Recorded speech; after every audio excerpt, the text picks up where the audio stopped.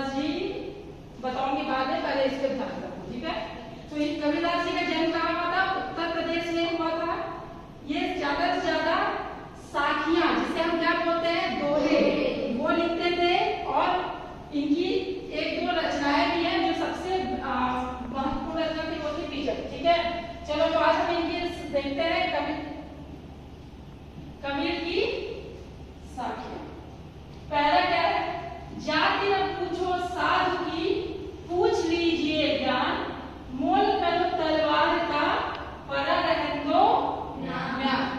तो यहाँ पे कबीरदास जी क्या बोल रहे हैं कि किसी भी साधु की या किसी भी सज्जन व्यक्ति की, साधु मतलब साधु संत नहीं होते हैं, साधु मतलब जो सज्जन व्यक्ति होते हैं, जो भले व्यक्ति, जो ज्ञानी व्यक्ति होते हैं, उसे भी कहा जाता है, ठीक है।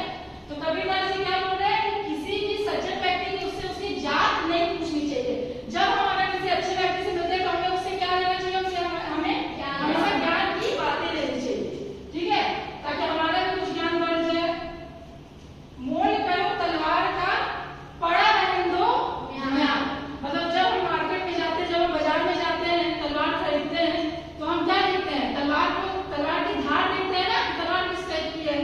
जब कुछ भी हम खरीदने जाते हैं तो जो उसका जो रहता है उसे हम देखेंगे, क्वालिटी देखेंगे। तो हमको क्या करना है? तलवार का धार देखना है। मोल हमको किसी का नहीं, कीमत हमें किसकी लगानी है? तलवार की लगानी है, ना कि म्यान का। म्यान जो होता है जिसमें तलवार रखा जाता है, कवर, ठीक है। तो म्यान के ऊपरी रंग रूप देख करके हमको उसका नहीं लगाना है। तो इसका मतलब कबीरदास जी इसको हम लिखेंगे अगर, ये मैंने समझाया। लिखने का जो तरीका होता है, तो हमको कैसे लिखना है? हम सबसे पहले स्टार्ट क्या चीज से शुरुआत कैसे करेंगे?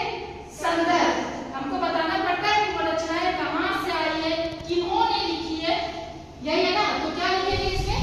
प्रस्तुत साखियां, पंक्तियां यहाँ नहीं यूज करेंगे, साखियां। प्रस्तुत साखियां हमारी पाठ्य पुस्तक वसंत भाग 3 से संकलित कबीर की साखियां से ली गई है।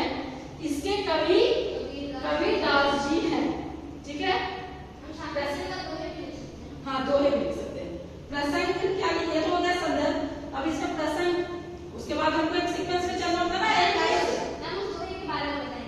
प्रसंग। हाँ, तो प्रसंग मतलब हमको प्रसंग में ये बताना होता है कि इसका सार, एक छोटे एक लाइन में हमको इसे बताना है इसका सार क्या है। तो इसका सार क्या है? हमें हमेशा क्या करना चाहिए? सज्जन व्यक्ति से ज्ञान की बातें सीखनी चाहिए, ठीक है, ज्ञान की बातें सीखनी चाहिए।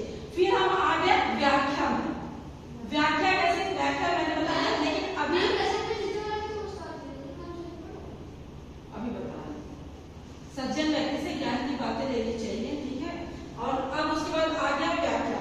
व्याख्या में हमको क्या करना है? अभी तो मैंने जो बताया, जो सिर्फ एक तरीके से सिर्फ मैंने एक्सप्लेन किया, समझाया।